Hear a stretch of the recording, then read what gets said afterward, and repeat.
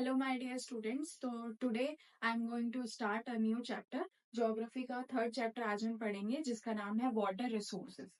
तो let's begin. यहाँ पे आपको ध्यान रखना है कि water is a renewable resources, यानी जिसका ये मतलब है कि ये बार बार रिन्यू हो सकता है। वाटर हमारे पास खत्म नहीं हो रहा है, लेकिन हमें वाटर को बचाना बहुत ज्यादा इंपॉर्टेंट है। तो इट्स अ रिन्यूएबल रिसोर्सेज, क्योंकि ये जो पूरा वाटर साइकिल चलता है इसी की वजह से इसको वाटर रिसोर्सेज कहा जा रहा है। अगर हम पूरे वर्ल्ड में देखें तो 3/4 एरिया अर्थ के सरफेस पे वाटर से कवर है, यानी पानी की कमी नहीं है। पानी, अगर आपको कोई बोले कि पानी की कमी हो रही है तो वो बिल्कुल गलत है। मीठे पानी की कमी हो रही है, फ्रेश वाटर की कमी है। पानी हमारे पास भरपूर है, पूरा समुद्र में आपको कहीं ना कहीं पूरा ओशियन पानी से भरा हुआ है, लेकिन हम उसे पी नहीं सकते क्योंकि उसमें सेलिनिटी जो होती है, यानी जो नमक की मात्रा है वो बहुत ज्यादा होती है। यानी वो एक टाइप का खारा पानी है जिसको कंज्यूम नहीं किया जा सकता है। ये बात आपको ध्यान रखनी है। तो 3/4 एरिया हमारे अर्थ के सरफेस पे पूरा वाटर से कवर है, लेकिन अगर हम फ्रेश वाटर की बात करें तो वो बहुत 2.5 समथिंग, 2.4 समथिंग, तो इतना जो एरिया है वो फ्रेश वाटर से कवर हो रखा है, जो कि बहुत कम है। अगर हम फ्रेश वाटर की बात करेंगे तो ये ज्यादातर जो इसका सोर्स है वो है ओशियन, ग्लेशियर्स, रिवर, ये सारा जितना भी सोर्स है उसी से हमारा फ्रेश वाटर आ रहा है। लेकिन आजकल के टाइम में ये इतना ज्यादा पॉल्यूटेड हो गया है कि फ्रेश वाटर बहुत ज्यादा धीरे धीरे कम होता जा रहा है। ये बात आपको ध्यान रखनी है। नेक्स्ट आ जाएगा, कुछ और भी फैक्ट्स हैं जो आपको ध्यान रखने चाहिए। जैसे 96.5% total volume of world's water is estimated to exist as ocean. एक तरीके से यहाँ पे 96.5% अप्रॉक्स पूरा ओशन में वाटर है, लेकिन उसमें से सिर्फ और सिर्फ 2.5% जो है ओनली फ्रेश वाटर एग्जिस्ट करता है। और ये जो 2.5% है ये बहुत ज्यादा कम है। मतलब और जैसे पॉपुलेशन बढ़ती जा रही है, उनकी डिमांड्स भी हमें फुलफिल करनी होगी, और उसको फुलफिल करने के लिए एक्चुअल में हमारे पास इतना पानी नहीं है। ये बात आपको ध्यान रखनी है। नेक्स्ट आ जाएगा, इंडिया कितना रिसीव कर रहा है रेनफॉल से? 4%। एक चीज आपको ध्यान रखनी है कि सारी रेनफॉल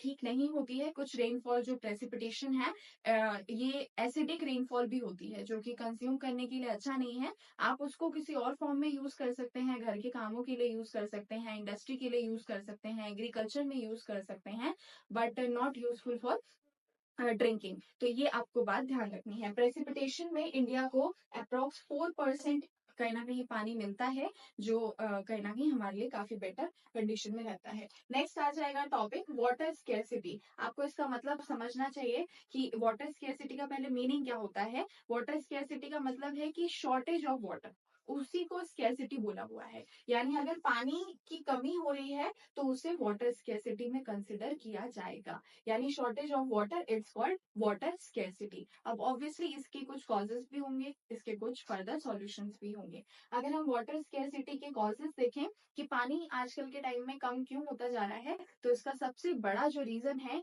हमारी पॉपुलेशन बहुत ज्यादा बढ़ती जा रही है। पहले इंडिया की जो पॉपुलेशन थी, अगर आप देखेंगे, आपको रिकॉर्ड्स पता हो तो पहले इंडिया की पॉपुलेशन सेकंड नंबर पे थी, फर्स्ट नंबर पे चाइना था। लेकिन अब अगर रिसेंटली डाटा अगर आप देखेंगे तो इंडिया की पॉपुलेशन फर्स्ट नंबर पे आ गई है और सेकंड नंबर पे चाइना की पॉपुलेशन है।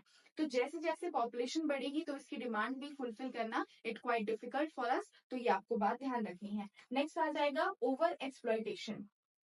पानी का बहुत सारे लोग ऐसी जगह पे भी यूज कर रहे हैं जहाँ पे इतना मीठा पानी का यूज नहीं है। आप उस जगह पे नमकीन पानी या खारा पानी भी यूज कर सकते हैं। लेकिन कुछ लोग जैसे गाड़ी धोने के लिए मीठे पानी का यूज कर रहे हैं, बाइक धोने के लिए मीठे पानी का यूज कर रहे हैं, घर के ऐसे कामों में मीठा पानी यूज हो रहा है जो कि उसमें यूज करना वर्थ इट नहीं है।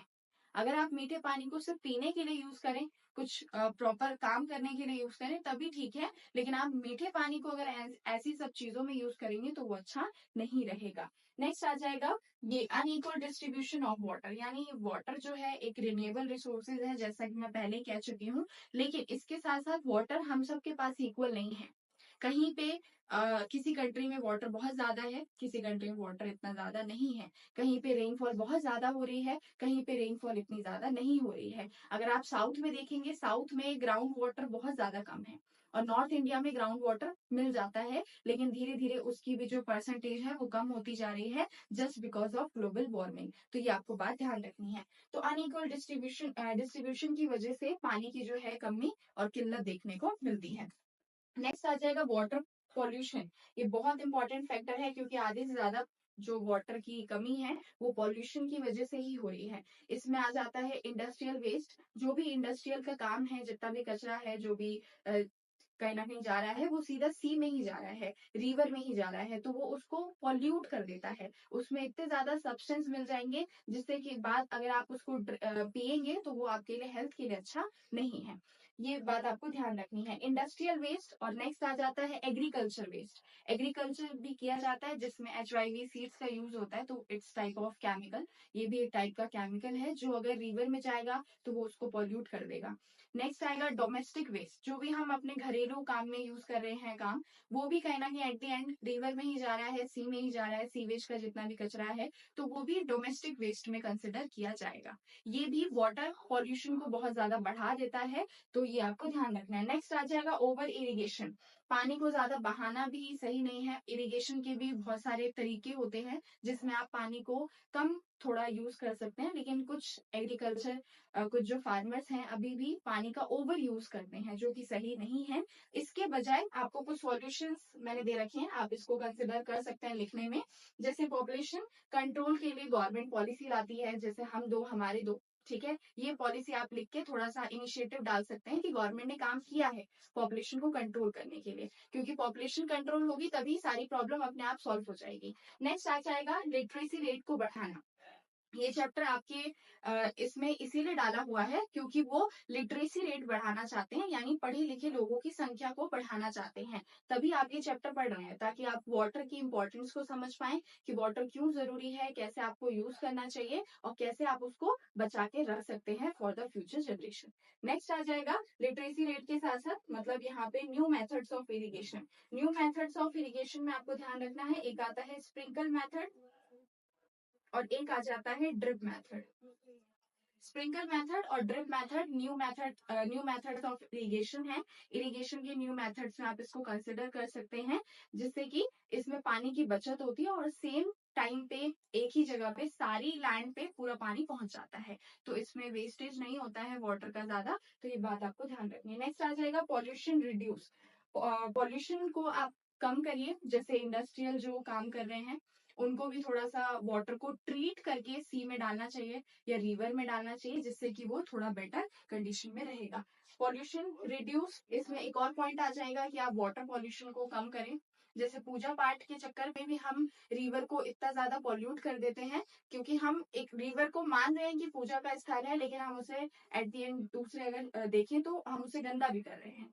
तो ये कोई तरीका नहीं है पूजा करने का। आप इसके बजाय कहीं ना कहीं अपनी श्रद्धा अगर रखें नॉर्मली, तो आप वाटर को पॉल्यूट होने से बचा सकते हैं। बोलते हैं ना, जैसे दूसरे देश में वो रिवर को कुछ भी नहीं मान रहे, लेकिन उनके वहां पे रिवर काफी साफ है, और हम रिवर को बहुत कुछ मान रहे हैं, धर्म से लेके भी मान रहे हैं, रिलेटेड भी मान रहे हैं, लेकिन हमारे यहाँ की रिवर सबसे ज्यादा पॉल्यूटेड है। तो ये कहीं ना कहीं कमी है जो आपको थोड़ा सा ध्यान रखना चाहिए। नेक्स्ट आ जाएगा मल्टीपर्पज प्रोजेक्ट क्या होता है। मल्टीपर्पज इसका रिलेटेड मतलब जब भी ये नाम आए तो आप ध्यान रखना है, इसमें डैम की बात बोल रहे हैं। किसकी बात बोली जा रही है? डैम की। डैम का मतलब है कि it is related to dam. Multipurpose of dam में आपको ये ध्यान रखना है कि जो भी टॉपिक है इसका एक पर्पस नहीं है, इसके बहुत सारे पर्पस हैं। इसीलिए इसको क्या कंसिडर किया जा रहा है? Multipurpose project. अगर ये क्वेश्चन पे आ सकता है कि मल्टीपर्पज प्रोजेक्ट को एक्सप्लेन करें या एडवांटेजेस ऑफ डैम बता दे, तो यही आपको एक्सप्लेन करना है। सबसे पहले मल्टीपर्पज क्या क्या है? स्टोर वाटर, मतलब एक तरीके से अगर हम देखें तो डैम इसीलिए बनाया जाता है ताकि हम वाटर को एक लार्ज क्वांटिटी में एक बड़े से एरिया में स्टोर करके रख सके फॉर फर्दर इनोवेशन के लिए। नेक्स्ट आ जाएगा हाइड्रो पावर जनरेशन, यानी बिजली बनाने के लिए भी हम इतने सारे पानी को एक जगह पे स्टोर करके रखते हैं ताकि हम ज्यादा बड़े लेवल पे हाइड्रो पावर जनरेशन कर सकें। नेक्स्ट आएगा कंट्रोल फ्लड, यानी जितने भी एरिया है जहाँ पे पानी बहुत ज्यादा है या प्रेसिपिटेशन बहुत ज्यादा होती है, रेनफॉल बहुत ज्यादा है वहां पे, तो उस एरिया में फ्लड के चांसेस बहुत ज्यादा रहते हैं। तो उसको थोड़ा सा कंट्रोल करने के लिए हम डैम बना देते हैं कि पानी को स्टोर कर देते हैं, जिससे कि जिन एरिया में ज्यादा पानी हो जाता है ओवर, तो उससे थोड़ा सा बचा जा सके। नेक्स्ट आएगा agriculture uses to local areas. इस डैम के पानी को हम एग्रीकल्चर यूजेस के लिए भी बीच बीच में छोड़ देते हैं, जिससे कि वो अपना काम इजिली कर पाएंगे। तो इतनी बात आपको ध्यान रखनी है कि मल्टीपर्पज प्रोजेक्ट्स इन सब कामों के लिए किया जाता है। तो आज के लिए इतना ही रखते हैं, नेक्स्ट पार्ट 2 में आएगा, तो ये बात आपको ध्यान रखनी है। Thanks for watching, please like share subscribe to our official channel. Thank you.